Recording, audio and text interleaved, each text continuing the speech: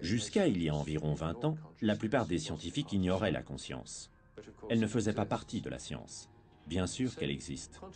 La théorie quantique nous donne une vision très différente par rapport à la vieille vision matérialiste du 19e siècle. La conscience est un champ de possibilités. Et je pense que le royaume de la conscience est un royaume de possibilités. Nos esprits sont des systèmes de champs.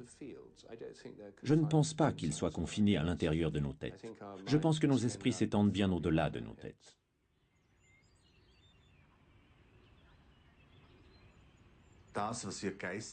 Ce qu'on appelle l'esprit a le pouvoir, le potentiel de contrôler et même de protéger ce que l'on appelle la matière ou le corps. Le bon moment est arrivé pour que cela devienne de notoriété publique. Il y a des expériences, y compris des expériences scientifiques, qui montrent clairement que l'on peut influencer la matière avec notre esprit. Par exemple, lors de l'expérience PEER à l'université de Princeton, ils ont installé un système avec des petites balles.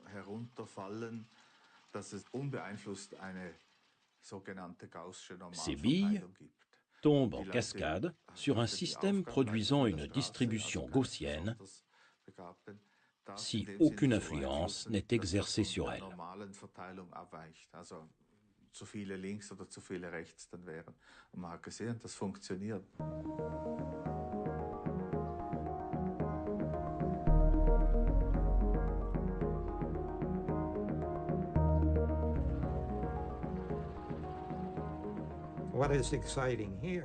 Ce qui est excitant ici, c'est que nous sommes dans un laboratoire de sciences physiques, et que nous produisons des effets relatifs à l'esprit, à l'âme et à la volonté.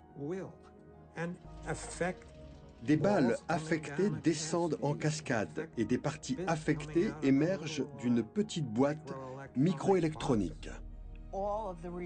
Tous les résultats à partir desquels nous induisons des effets découlent de dizaines de milliers et même de millions d'essais répétés. Nous voyons encore et encore et encore ce changement dans la direction de l'intention.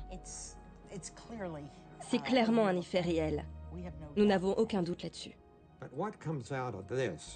Mais ce qui ressort, et je pense que c'est cela qui est excitant, c'est que l'esprit est beaucoup plus fort que cela. L'esprit ne fait pas qu'observer, c'est un esprit créatif. L'esprit est capable de produire des effets. Et ça, c'est époustouflant.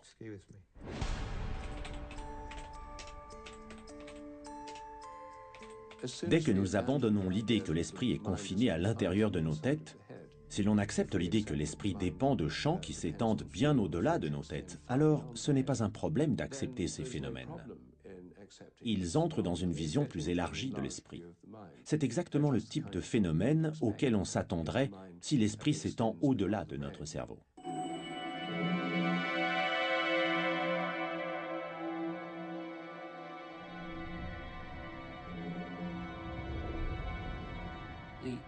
Dès l'instant où la possibilité apparaît que l'esprit n'est peut-être pas local, qu'il n'est pas simplement là-dedans, mais s'étend un peu plus loin, jusqu'où peut-il aller?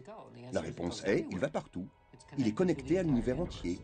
Et nous devrions réellement commencer à raisonner en termes de connexion universelle. Nous vivons avec un esprit distribué.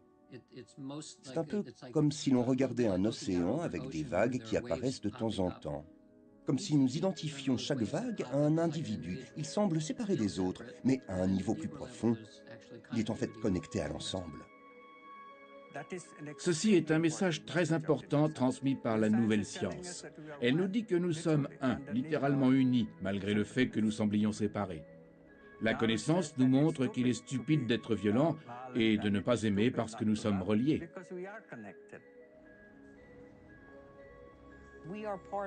Nous faisons partie du monde. Nous ne sommes pas simplement des observateurs passifs. Nous créons le monde. Chacun de nous à un degré minuscule, mais collectivement, cela prend une ampleur considérable. Le monde est une construction de la conscience humaine.